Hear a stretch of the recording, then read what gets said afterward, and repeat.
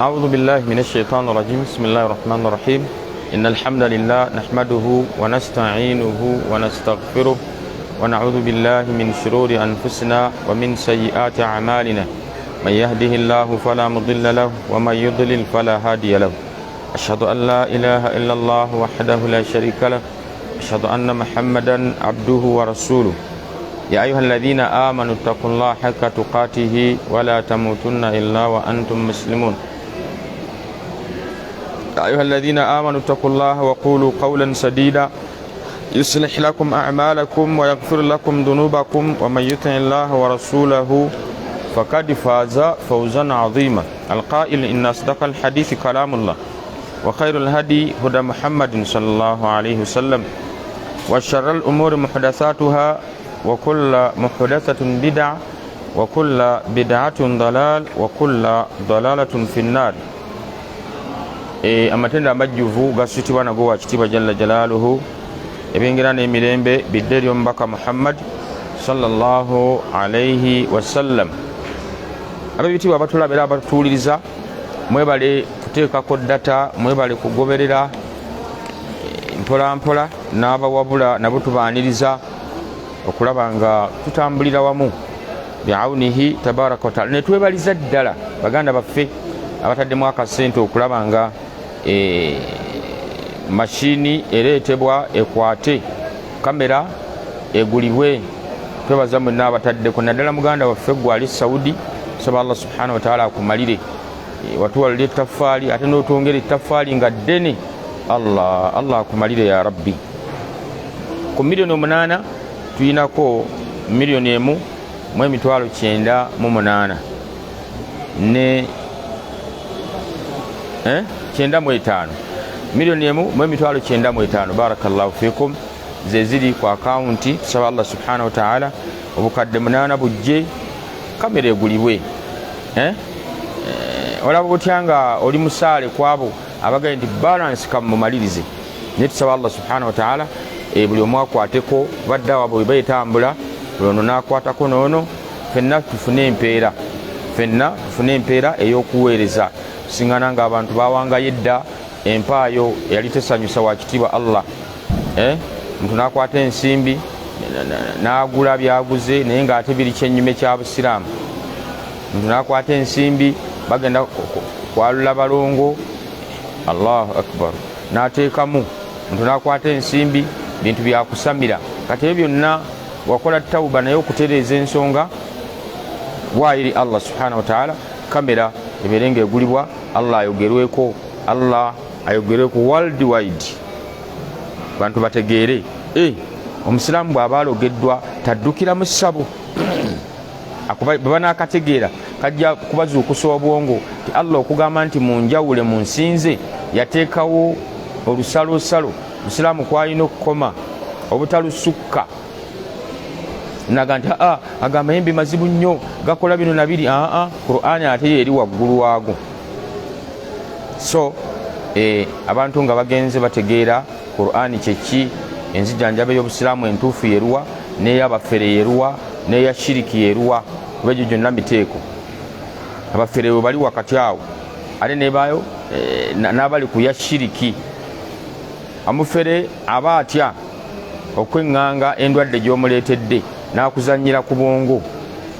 Leeta eggi ate bw'olireeta leeta akatambaala kalogeno muwa akatambaala n'akyusa eggi eriryo n'erirye lyeyategese dda n'alizinga mu katambaalako. Nyiga olaba amalogo agakuli mu mubiri n'onyiga naye nga lyonyiga lirye yalikyusirizza wano mu exchange. Genda okulaba nga olaba yirizi olaba mpiso noga yasooka okukungiriza nga wafa dda. Ebyo byonna bibadde mu ggwe musajja wattu. Kati osaze magezi si okubyokya, byetaaga okusalira, byetaaga olukyagala kulya ku nnyama kikufere era ogenda okukakkana nga kikugamba genda nabyo. Kale ebintu byotazze nabyo naawe otyanga omutondo obitwalewa munnange ennyamba mitwalo 8 nti mbaddewo n'asatu aga nti ekyeggulo kyalabise dda. Era olwamatuka bwoti n'ogenda n'agazibugo nga bwe wazze nago. Abo bafere we bali wakati, bali mu kibuga, bali ku media, bali ku ZTV, bwoba ojja neji nasallallahu alaihi wa sallam. Mazima mugaleke tugogere. Lwaki abanadamu bwe balwala bambi babeetaaga ekifo ekituufu ekyokujjanjabirwamu n'okujjanjabirwa ku mazima.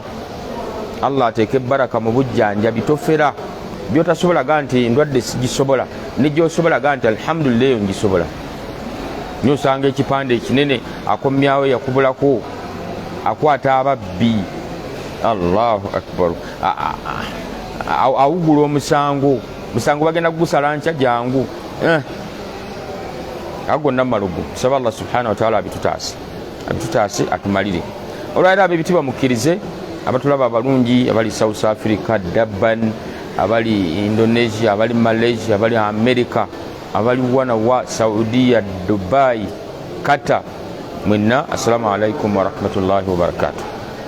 Natera tuzze okubannyonnyola nga tuli wamu nammwe mu kitabo kyaffe As-Swarim al-Battari fi tasaddi li saharati al-ashrar ekya mukadde waffe Wahid Abdussalam Bali, safha ya 223,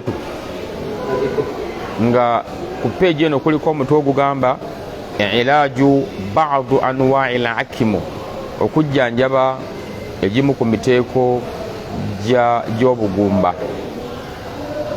Mulimu sihiru al-akimu, eddogo ng'omukyala bali muloze butazaala abeere mugumba, taratan embuto zijja.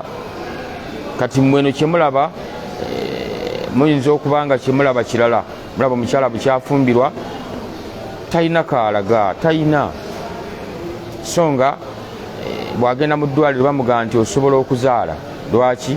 Amagi tugalaba, ekyokubiri ogenda mu periods.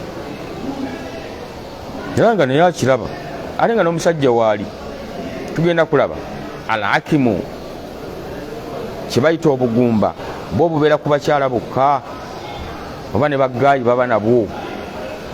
Beerako insha Allah, tovaako tumale okwetegereza ddala obugumba buno bubeera ku baami oba ku bakyala.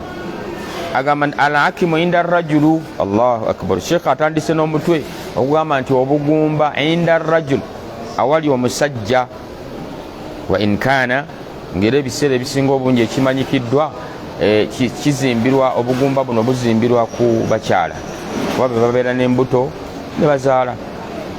Al-hakimu naw'ani, obugumba bwa miteeko ebiri. Al-awwal hakimu adwi, obugumba obubeera mu biyungo, yu'aliju inda al-atibba, obonna obujjanjabwa awali abasawo.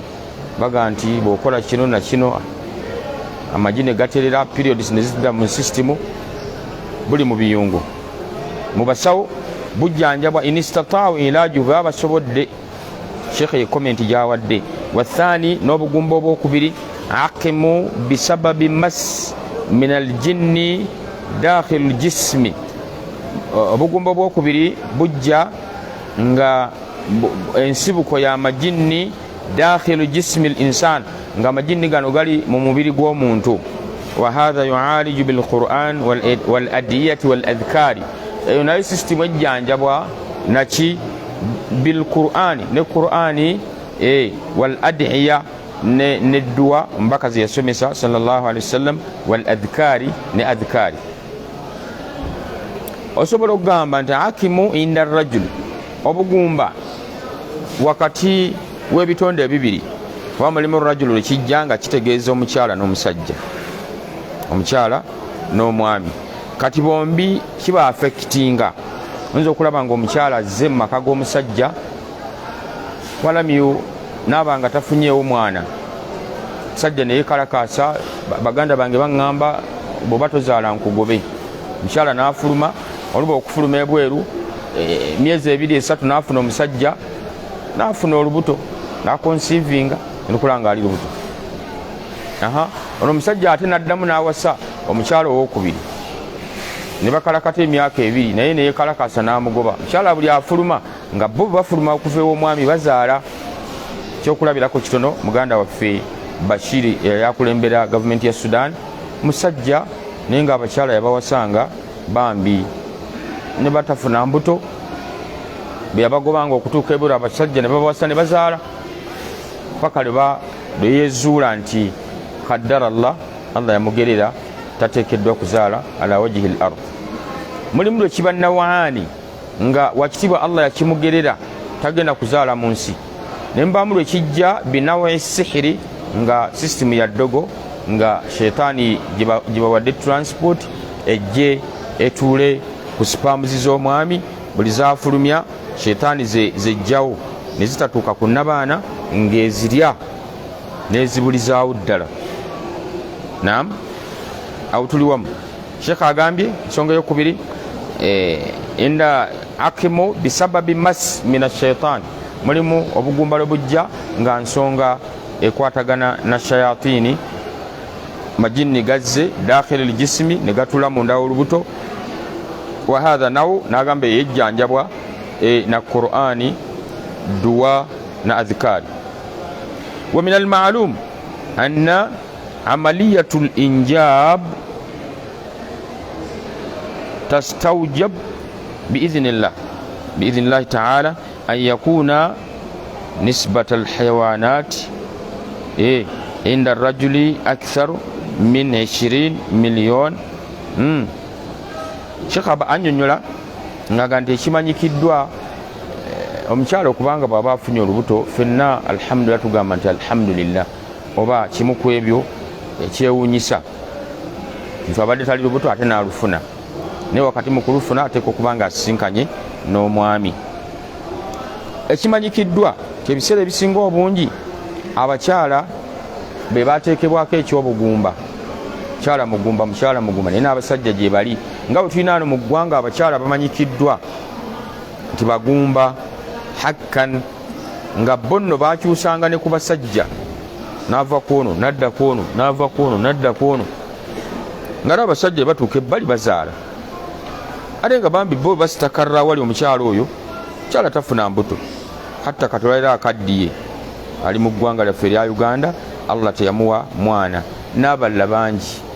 Naye kyenjagadde madde eno gyetegereze nti awala abasawo bagamba ki ku organizizo bwe bakebera abala b'amagi, periodizo ozitambula bulungi. Basi kati waliwo ennaku zebaga nti ezennaku omukyala bw'abanga asobodde okulabagana n'omwami y'omukinu kisoboka okuba nga afuna olubuto, zitambula n'ennaku ezo olabe. In amkana fabiha wa ni'ma. Mulimu lwe kijja nga wakitibwa Allah subhanahu wa ta'ala akireetedde omuddu mwami nga bwe nkisoso kireeta, nga omusajja ono bwe bakebera embeera ze z'abasajja bennyini abatuufu. So ngera waliwo ng'oggyeko obugumba, waliwo omusajja yatomerwa endiga, omusajja yatomerwa endiga takuba saluti. Era oyo bamuyita inniina. Inniina mu Luwarabu tetumufumbiza muwala waffe eri asobola okuba nga sente Allah azimuwadde, bamugasebo wasaddi, naye nga ye kennyini yeemanyi timbutuufu ne buba bukedde ku makya sina lwe nali ngaludde ku saluti. Ba abasajja abalungi ku makya bakera ne bakuba saluti 11 12 saawa 10. Naam, kati nga tagegenyanga nako okuva mu buto bwe. Kati abasawo bamwete asobola okugendako eri abasawo bamukebere, bagenda omukebera ng'emisuwa gyaparalyzinga, gyasanyalala, gyafuna obuzibu hakadha, si gyakuzuukuka. Kati oyo bw'aba amanyikiddwa nti yatomerwa endiga, Busiraamu bugamba tetumufumbiza muwala waffe, naye eri abeegagamula nga Allah abawadde sente n'ayagala ajooge, okuyita kujooga, oleete omwana abandi abeere mbusimanyi mu maka ag'ebbeeyi, omukubi embaga ya bbeeyi, naye ng'ekigenda okumufuula nti mukyala tekiriiwo. Era bangi batera okukikola, yejjeko ekikwagandi siwasanga kuba nagamba siwasiza, famire bannyina bonna ne basanyuka, bannyinaffe awasizza. Kati ne bajja bakiteeka ku mukyala, bannyinaffe mukyala nga tasesema, nga tetulaba bazza balansi tatanaka sobola okulembeza ekikulembedde. Abaganda beera balungi mu mpisa, basabikasabika ku bigambo. Tatanaka mwami kiki naye nga y'omwami amanyi ekyama, era tayimu etuuka nga alaba omukyala agenda kifulumya, namugamba nange kusaba onsonyiwe, nja kukuwa buli kimu kyoyagala, nsaba tubeerewo bwe tuti, amaka gaggumire, kuba bannyina kibadde bammanja paka lwe nakuleese. Omukyala agenza okulanga ekyamuleeta n'agamba sobola kuwangaala ano mu mbeera bw'eti. mukwano gwange omu yannyumizaako mu kitundu kye sijja bagamba kuba ab'omu kitundu ekyo bawulira amawulire gano bajja kumanya nti ono nga yatubikkudde. Sajja yakikola kyeyakola n'ateesa n'omukyalo ono namugamba nti nkusaba ogenda ofuna olubuto ebbali njaddulabirira naye abantu baleme gamba nti nange ssa. Wallahi wulira obulumi ng'omusajja ono ye kyayagala kimu amaka ge gabeeremu omukyala. Abalina abakyala mu maka gammwe nsaba Allah subhanahu wa ta'ala abateeremu baraka. Era kisoboka okuba nti mwembiriri nakano kategeere bulungi, kisoboka okuba nga mwembiriri musobola okuzaala ng'omukyala alina gye yali azaddeko najja ne mukwatagana nga naawe olina gye wali ozaddeko ng'omwami ne mujja musisinkana, Allah n'atabawa zadde ne muwangaala awo wakati awo zadde Allah naali n'asiba awo. Gendako mu surati mu Qur'ani wa surati Fatir baserabidde Allah watugambira nti yahabu liman yasha inatha, mulimu Allah bawa abaana ab'obuwala bokka teweekalakaasa ate ngendewo omusawo gundi ankyusiza oluzaalo. Subhanallah, nolabanga abaddu bazunga nagenda kunkyusiza luzaalo ate bwe natuuka ate nannyendako. Oli mukyala mulungi byologotanamu bikwatagana na mutonzi kati gw'obitwalidde kakalanga omusajja yejja vaanyi. So tekinyuma ampuliriza okuba nti Allah akuwa baana babuwala n'okaayana ogambanga nti alhamdulillah, kino Allah yakyogerako mu Qur'ani, yahabu liman yasha inatha. Mulimu Allah basalawo okugabira baana babuwala bokka. Allahu akbar. Tokaayana, Allah echoice gyaba akusiimidde. Wayahabu liman yasha'u dhukura, ate mulimu Allah bawa balenzi bokka. Nawe Allah bakuwa balenzi bokka, soko otunuli ate ku Bashiri atazaala ngayo yadde akaana. Allah muwadde balenzi bokka ate oli tayina, otolaba nti Allah akwagadde. Kale ate tunulira Allah wakisa ate mulungi leero enkya n'ebbanga lyonna. Ulira ate au yuzawijuhuma dhukurana wa inatha, mulimu batabulira. Alhamdulillah, tumwebaze wakitiibwa Allah yatutabulira abaana, nozaala yakalenzi nozaala yakawala nozaala yakalenzi n'amanya kyoyagala n'akikkolera. Nolaba nga oli azungira ku musawo, simi njagala kuntabulira nzaala bawala bokka, njagala nange ntabulemu. Tunulira baddu bagumba tebalinaawo, gwe Allah akuwadde ofunye omulenzi webaze Allah, ofunye muwala akutabulidde kivula nga tulina okusala akiika kwebaza eyo hiba. Kyava agamba yahabu, Allah agaba ekirabo nga kya mwana wa buwala. Hiba kirabo, ekiba kirabo sala akiika. Shakiran lillah, webaza Allah. Mubadde babiri kati Allah aleese owokusatu. Era tutunulire nti Ibrahim yali Zakariya, munampa ansa awangaala ebbanga ng'ali ne mukyala we nga tebafunye mwana. Ekyo tekikubobbya nga omutwe gwakyali mu bufumbo nga tonalaba mwana, tobobbebwa mutwe. Elam yakun fihi sihirun, belitaba ddogo nga betugenda okukikoonako. Oganizinamu kyala mulamu, Allah tannasalawo okuba mwana. Mugumiikirize ekyo nakyo Allah asobola okukireeta nga bwe yawangaza Ibrahim ne mukyala we ebbanga ddene. Mala kuzijja zimutegeeza timunnaffe nti ogenda kuzaala. Era yayita mukyala we n'amukuba akaama nga mukyala namukadde n'ebyokulwala yabivaako dda. Mukyala n'akuba akakule nti nze atakyagenda na mu nsonga z'abakyala, kati ngenda kuzaala biki?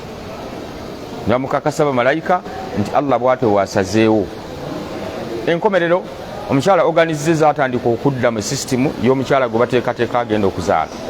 Agenda okulaba ng'ali talwadde, agenda okulaba teyeekonya akagere, agenda okulaba agenda okulaba tali lubuto, naye nga bali mu myaka eyo 9 mmeka. So bw'osoma Qur'ani omukkiriza manya nti mulimu Allah lwasalawo n'aga nti kati mubeerereewo.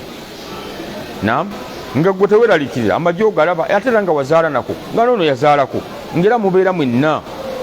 ekyo nakyo waliwo ekibaawo nkotinga bulungi. Kati ne tujja nti mulimu embeera gye tusisinkana nga mu butuufu kaifa tu'raf baina al-aqim at-tab'i wal-aqim bisababi al-jinni. Awo wedda wenninze tageti yange tumanya tutya obugumba nga bwo bwa tab'i bwa bubumbwa kyosi wa kuzaala nga Bashir wa Sudani n'abalala, n'obugumba nga bwa nsonga ya jinni shaytaani yaleeta eddogo. Al-aqim bisababi al-jinni lahu a'rad. Gwenno atannaba kuzaala ng'olina obubonero buno manya nti ddogo, yani osobola okusomererwa n'ojjanjabwa n'otandika okuzaala. Kategerekisi agamba number 1 ضيق الصدر خاصة من بعد العصر ربما كانت إلى منتصف الليل. يمكن kisoboka muntu okubanga ضيق في الصدر ofuna okufunda walirwa mu kifuba nga kikuzitowa kikufunda walaye owulira n'okussa edutalo bino no bibaawo ddi min ba'di al-asri nga asiri ewedde rubbama kanat ila muntasif al-layl pakugendera ddala gamba okuva ku ssaawa 11 12 awo wonna emu ng'owulira bannange buli obudde enjuba lwegoloba bweti nekka asiri ewedde nga gwe ekifuba kikuzitowa koti nga bulungi ojja kumanya nti nsobola okuzaala kati. Naye kiki ekikyalemesezza n'okuleeta kiki? Waliwo eddogo eryekiika mu kuzaala kwange. Namba 2 shurudu dhihni alamu fi asfali kafarati dhahari. Okulumwa omugongo naye nga gukuluma wansi akabina we katandikira mu kiwato wansi awo wansi nga olumizibwawo obulumi tebuta ng'omanya nti zino ddogo eryajja okuyimiriza ensonga z'okuzaala kwange. Ensonga eyokusatu Sheikh agamba nti qalku fi nnawmi okugugumuka mu tulo. Muno oluusi abadde tannaba kwebaka gwe nojja omusooka genda okulanga ogugumuka nalinga alina ekimukanze. Qalku fi nnawmi kuva omutulo ng'ogugumuka manya nti waliwo eddogo eryalemesa eryagala okusindiikiriza okutwala mu bugumba. Ensonga eyokuna yura fi nawmihi ahlaman mukhifa. Alaba ebirooto baba yebasi alaba ebirooto ebitiisa. Ate munnanga abalala bafuna ebirooto ebifaanana bitya nga yegatta na ashiki. Ashiki ye sitaani yegatta n'abakyala ejja nebaleepinga. Oyo no omukyala aba yegatta ne shaytaani eyo aba muzibu wa kufumbirwa anti emufuula mukazi waayo. Buli musajja gwe baleeta oyo muwanvu oyo mumpi nnyo ate oyo yayeeruka bulala njagala omusajja aggumidde nogamba aggumidde yaluwa. Kumbe buli lwe baleeta omusajja mu maaso ge kino ekimwendako kijja ne kimwambala ne kigaana munnindeko nkyetegereza mukwatizeemu. Era ogenda okulanga kimuleetera ebirooto ng'ali lubuto olwo no kyamufunyisizza olubuto. Kigenda okuleeta endooto endala ng'azadde nalose enzadde ekyana nga kinene nga kifaanana bwe kiti ng'olumanya baakimuzaddemu. Ogenda okulaba taaratan ng'afuna endooto ng'ayonsa. Genda okulaba ali mu bwana kamu 2 3 nalabye nga ndi mu bwana ng'ate bwe mbuyonsa bwe nzija kano ebbeere bwe nteeka kano. Olwo nno munnanga oba oyonsa baana ba sitaani ekuzaalamu. Ebyo biraba nga biri ku muntu okumufunira omusajja afumbire luba lutalo kutagguluza ku musajja ku kino ekitonde omukyalo ono kimuveeko naye kibanga bwe bakuggyako mukyalawo kibanga bwe bakulwanyisa okuggyako mukyalawo anti kiba kimufudde mukyala waakyo bakiyita ashiki. Nakyo enzijanjaba yakyo eri mu maaso tujja kubanga tugituukako.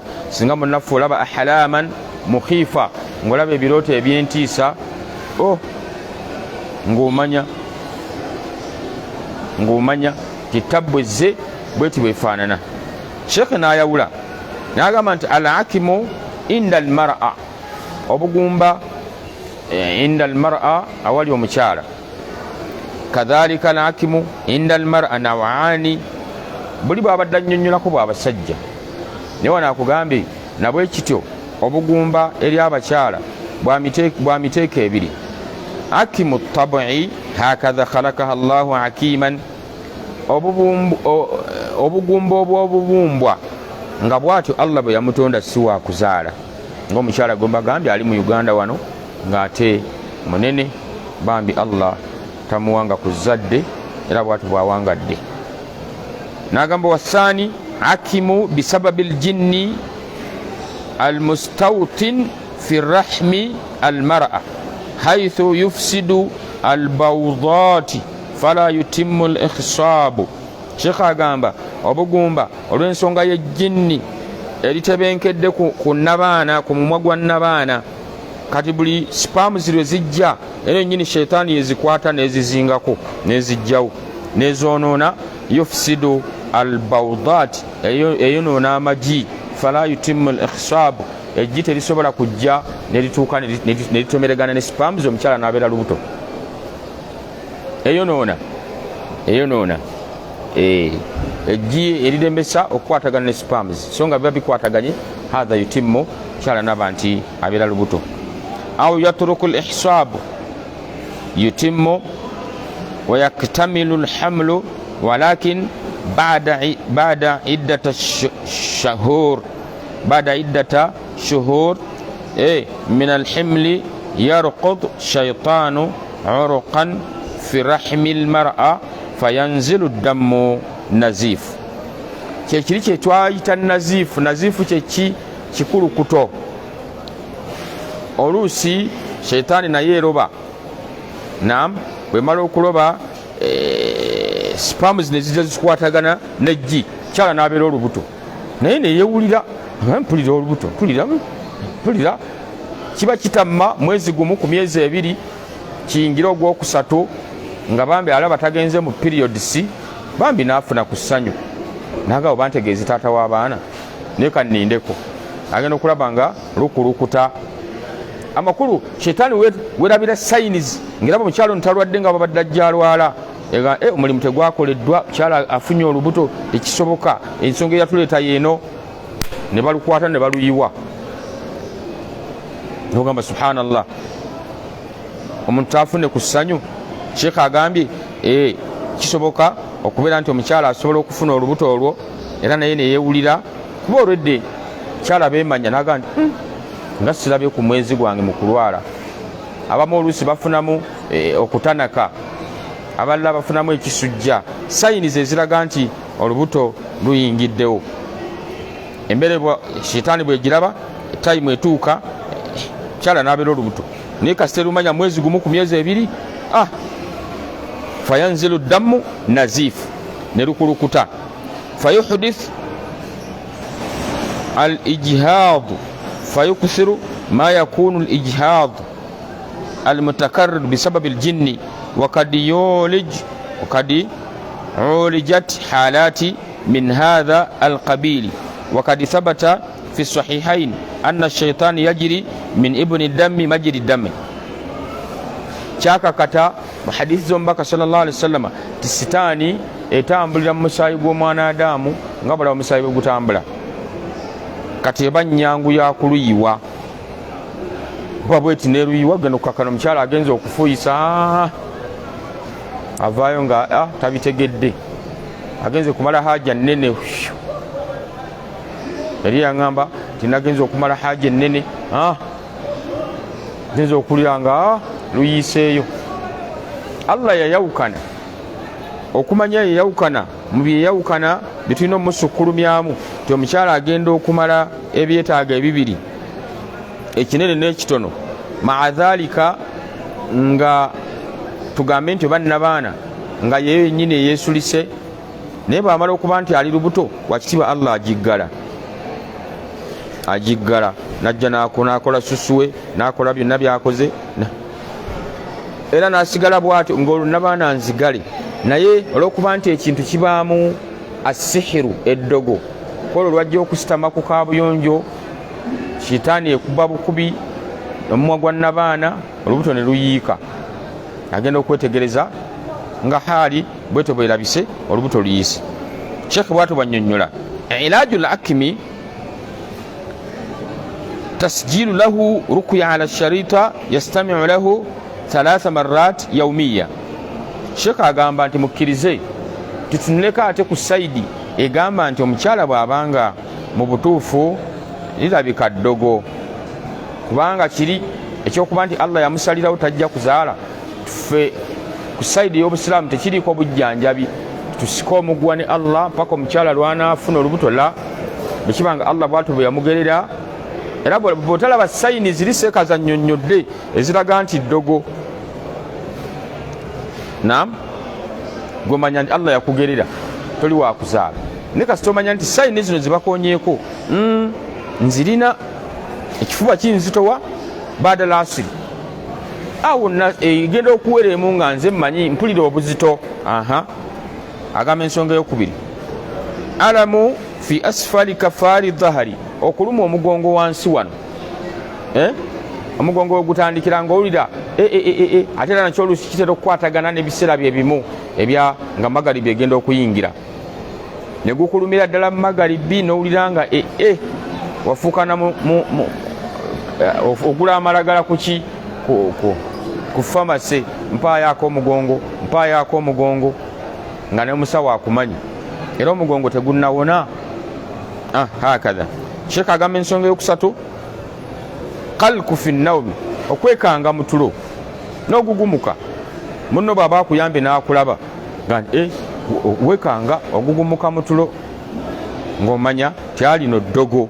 Yura fi nawmi ahlama mukhifa, olaba mu tulo ebirooto ebyentiisa, olaba ebirooto ebyentiisa olwanagana na misota, ova waggulu ogwa wansi, oluusi ozaala oli mu kuyonsa ng'olwomanya alabye ebyo obubonero obwo kati gwe tugenda okukolako enzijanjaba. Oyo asobola okuzaala, kitegeeza nti ekimulemesezza okuzaala ddogo.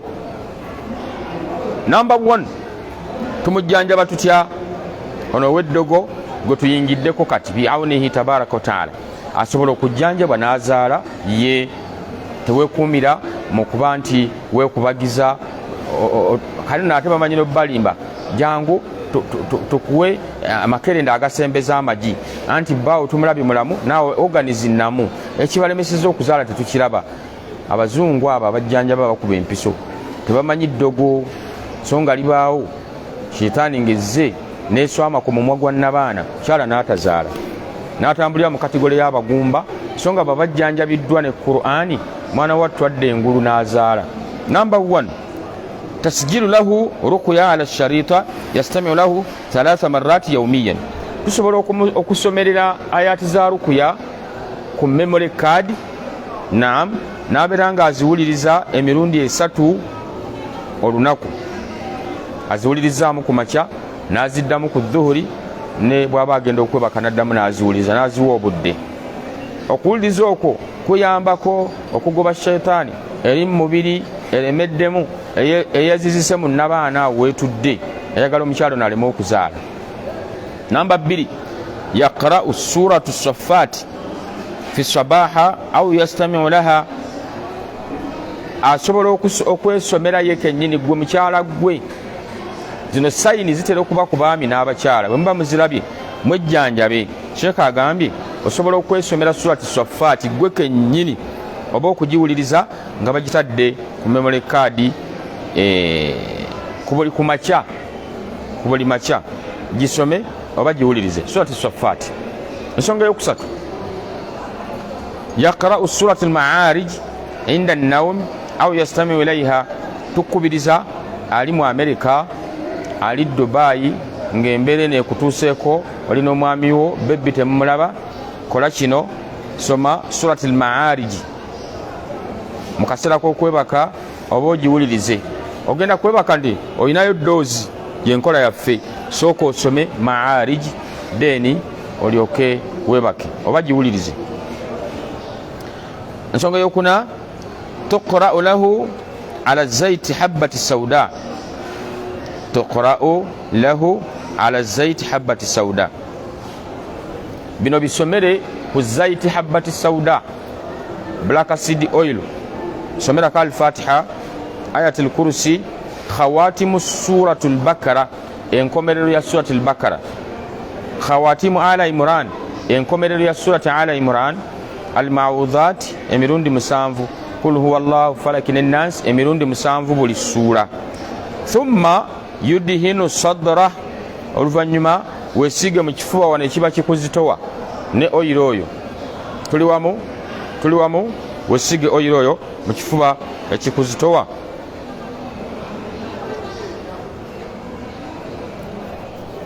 wajibuha wesige ne muchenyi wa umudu al-fakri kabla an-nawmi ne wansi wanawo mugonga wakubba awakuluma ennyo simulawo osimule kifuba ne muchenyi nga tonnaba kwebaka thumma tuqra'u lahu nafsul ayati ala asal ezo zennyini aya zenkuwadde waggulu zisomereko ku mubisi gw'enjuki asali nahali naqi ya'khudhu minhu kulla yawmin ala riki mil'aka wahida buli lunaku ng'onywako akajiiko kamu nywa akajiiko kamu kumakya ku aya zino zetulabye eziba zisomeddwako nga al-Fatiha ayatul kursi enkomero ya suratul bakara enkomero ya ala imran kul huwallahu falaki linnas emirundi musanvu bino tubibagamba nti eriyo baganda baffe abatasobola kubanga bali kumpi naffe ali wala masala ali German ali ne mukyala we tebalaba bebbi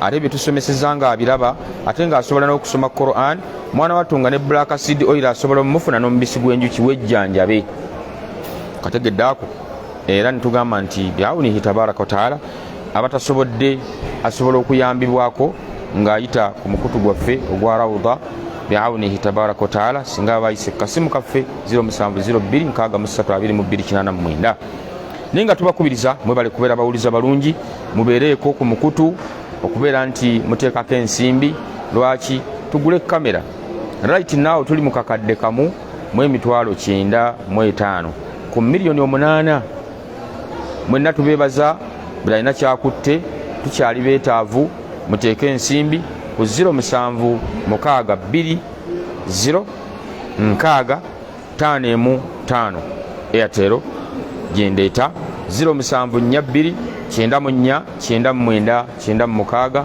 ziri mu mannya ga Galiwango Twaha boteekako ereeta amannya ga Galiwango Twaha sindika akakadde sindika obukadde bubiri tusonjole ensonga bi'awnihi tabaraka wa taala Rawda Islam Media eberenge ewanika ebyuma ekutuuseeko emisomo ab'ebitiibwa yastamiru ala dhalika nga tuwunzika enzijanjaba olwayo tuleese ekika ky'eddogo ery'obugumba n'oyo Allah gwe yagerera nga yesi wa kuzaala oyo ye tetumuyinaako khabari yonna tetumuyinaako bujjanjabi abeera ku kaddara Allahu wa ma shaa faala Allah bwatu bwe yamugerera wa amma ono gwe tusobola okugamba nti munnaffe alaba ku sayinizi n'olubuto ne luyiika endwadde ziri azifuna zetulabye kitegeezezo sayini eziraga nti aliko eddogo kati tuli ku bujjanjabi akola atya yastamiru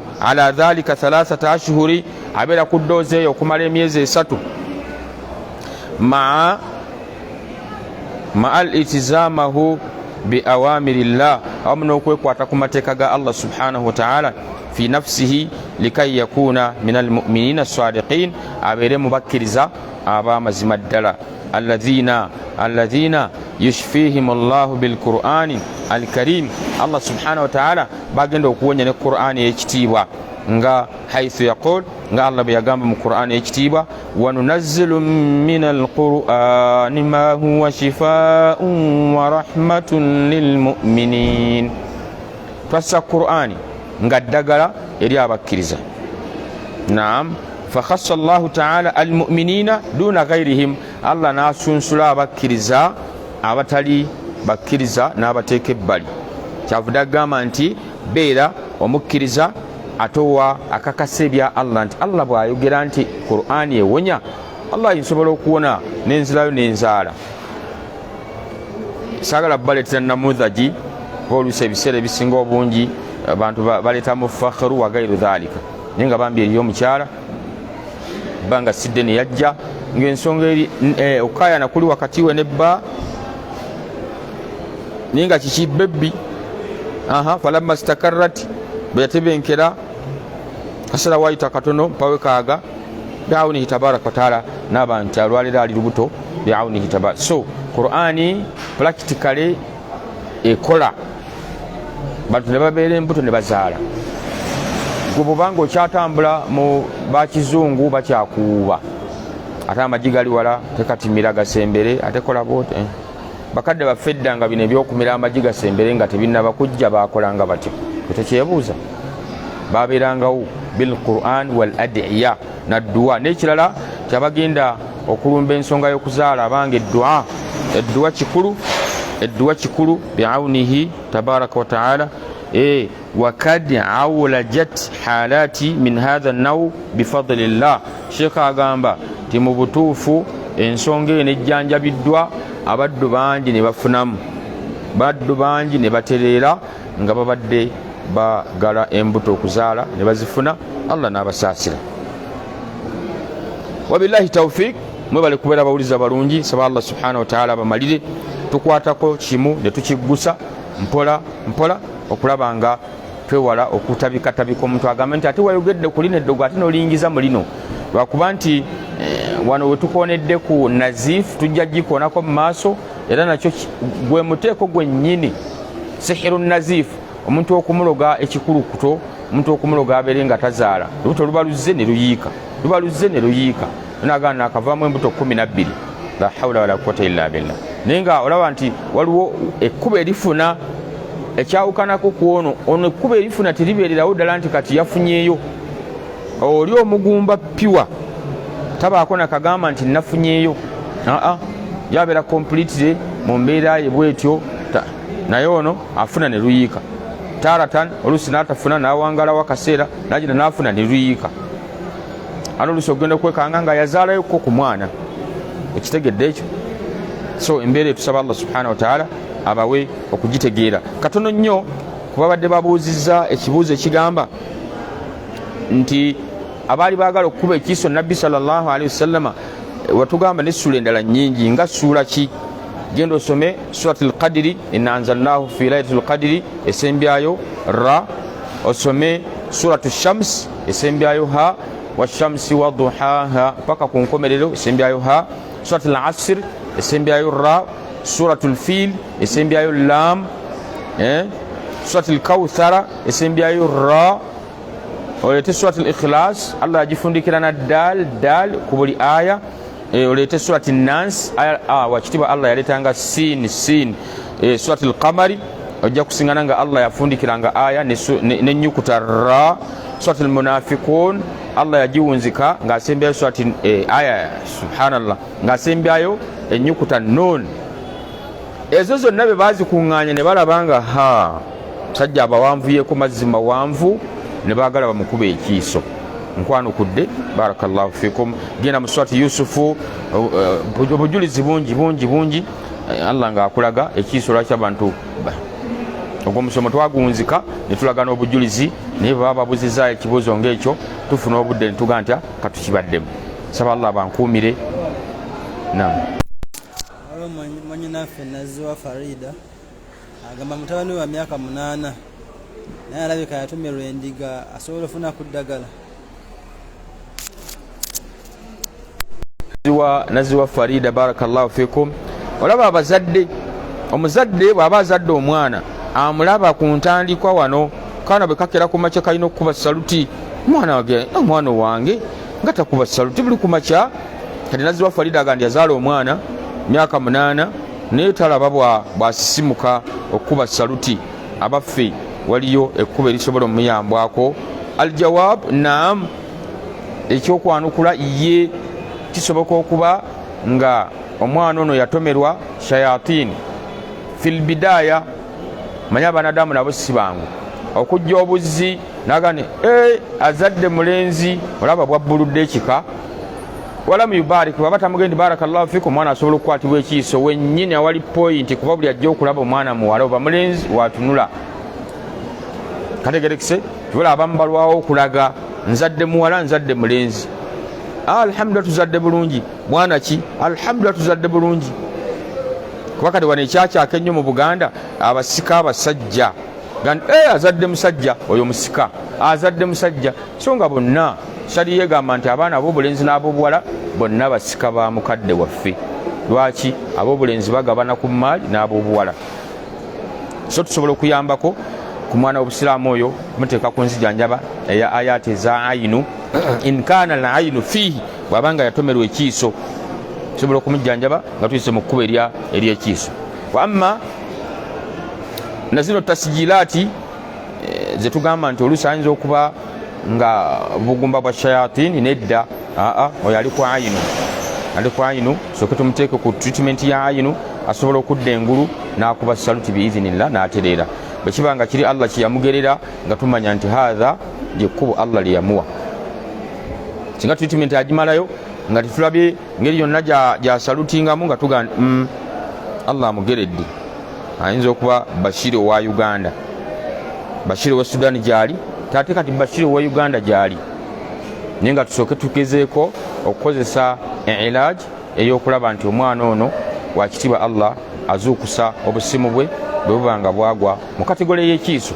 N'ekirala mulimu abaana endwadde zibafuna nga bamaama bano gyebulaba edda Abaganda bekengeranga nnyo amalogo, ng'omukyala bw'abeera olubuto takkirizibwa kuyita mu masaŋŋanzira anti beeyambululirangamu. Era bwe yabanga kamutanze n'ayitawo nga bwadda waliwo eddagala libamunaazaako, watambudde n'oyita mu masaŋŋanzira, sooka onaabeko. Balina emiteeko gyabwe egy'amalagala gye baanaabanga okwekengera nti si kulwanga kyeyabuuse kyambala omwana agenda mumuzaala nga mwana aliko bino, mwana aliko bino. Era endwadde ennyingi abaana ze bazaalibwa nazo nga bamaama be baaziwakula, eyiza okubuuka eddogo oba.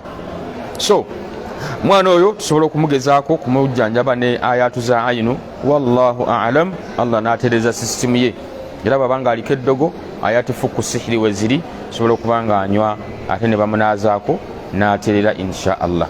Wabarakallahu fikum.